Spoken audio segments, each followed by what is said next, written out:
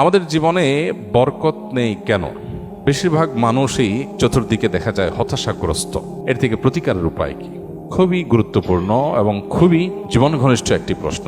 কারণ এই বিষয়ের সাথে আমি নিজেও একমত যে আজ ঘরে ঘরে হতাশা। যার সাথে কথা বলবেন মানুষের মনে অনেক দুঃখ, অনেক ক্ষোভ, অনেক হতাশা, অনেক অপ্রাপ্তি, অনেক তার দুঃখগাথা এগুলো বলবে।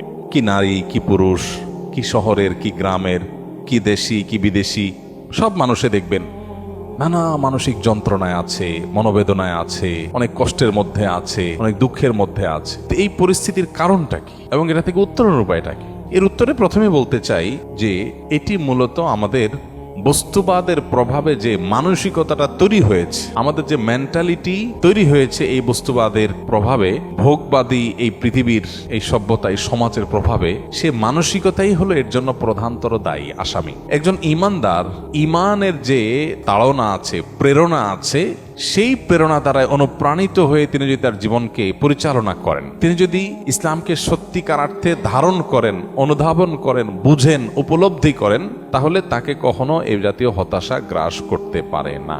কেন?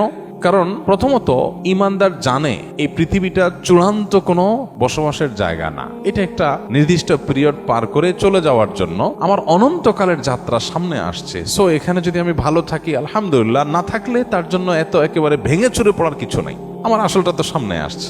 আমরা যখন সাময়িক সময়ের জন্য কোথাও থাকি তখন সেই জায়গাটার সুখ শান্তি নিয়ে আমরা খুব বেশি ভাবি না, কারণ আমি জানি এখানে সবসময় বেশি থাকবো না, বেশি সময় থাকবো না। আমি একটা গাড়িতে উঠেছি, একটা গন্তব্যে যাব, ওই গাড়িটার সিট ভালো না, ইঞ্জিনে আওয়াজ করে, যাত্রাটা খুব বেশি কমফোর্ট না, কিন্তু আমি জানি আমি বেশি সময় থাকবো না, অল্প সময় পরে আমি আমার বাড়িতে চলে যাব। তো আমি ওটা নিয়ে এত মাথা ব্যথা করি না, কারণ এখানে আমি টাইম পাস করছি, জাস্ট গন্তব্য, আমার মূল গন্তব্যে যাওয়ার জন্য এটাকে ইউজ করছি মাত্র। অতএব এটা নিয়ে এত অরিট থাকে না। আমাদের বেশিরভাগ মানুষের এই যে হায় হায়, নাই নাই, খাই খাই একটা ভাব।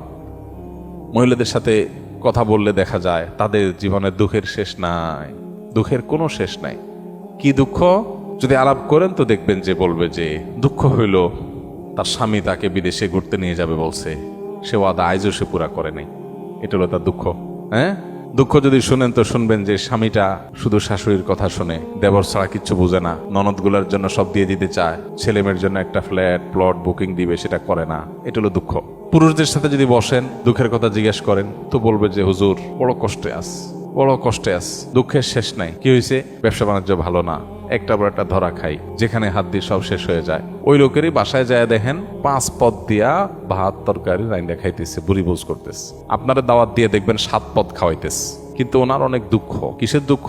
ওনার টাকা নাই। সেদিন এক ভদ্রলোক এর সাথে জানাশোনা হলো যে ওনার বাসায় আমাকে একজন দুঃখ করে বলতেছে কিচ্ছু নাই, অনেক গরিব মানুষ, তার খাবারের জন্য ভালো একটা প্লেটও নাই, প্লাস্টিকের প্লেটে খায়।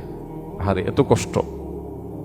এর কিছুক্ষণ পরে উনি আসলেন, দেখলাম যে এমন এক বাইক নিয়ে আসছে, ওই বাইক দেখে বোঝা যাচ্ছে এটা অনেক দামি বাইক, এটা ইউ টাইপের বাইক, কিন্তু তার বাসা ভাত খাওয়ার প্লেট নাই।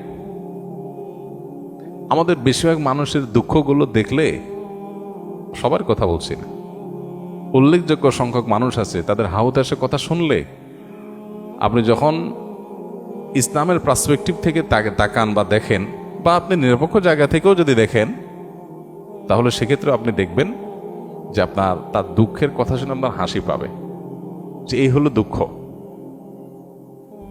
বহু মানুষ আছে চিঠি লেখে, মেসেজ দেয়, মেইল করে, ভাই আমি আর বাঁচবো না ভাই, বাঁচার কোনো উপায় নেই ভাই, মরার আগে একটু কথা বলে যেতে চাই।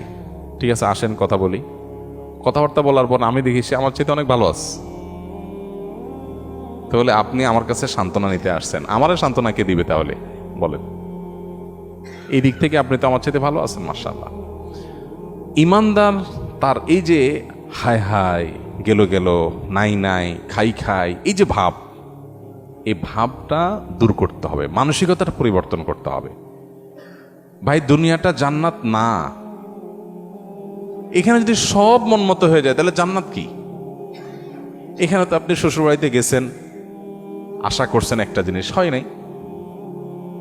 আশা করছেন যে শ্বশুরবাড়িতে যাবেন, খুব কদর টদর পাবেন, যাই দেখলেন না, তারা ড্যাম কেয়ার, শালাশালি, তারা মোবাইল টিপি করতেছে, অন্যান্য জায়গায় বলতেছে, মেহমান হিসেবে আপনাকে যে আতিথেয় করা দরকার করতেছে না। আপনার চান্দি গরম হয়ে যাচ্ছে, মেজাজ গরম হয়ে যাচ্ছে, কারণ আপনি এক্সপেকটেশন ছিল অনেক, হয় নাই। যখনই গরম হয়ে যাবে তখন চিন্তা করবেন আমি অহেতুক এক্সপেকটেশন করেছি। দুনিয়ার সব চাহিদা পূরণ হবে না। আশা করছিলাম বিয়ের পরে খুব শান্তিতে থাকবো, এখন বউটা দেখে বেলাইন।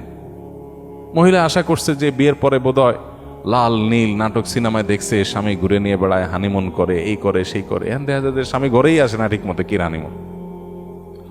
তো এইরকম পরিস্থিতি একজন ইমানদার চিন্তা করবে আল্লাহ তাআলা আমাকে আরো বহু দিক থেকে সুখী রেখেছেন, আমি আল্লাহর কাছে পরিতৃপ্তি এটা প্রকাশ করব আমার অন্যান্য সুখ দেখে।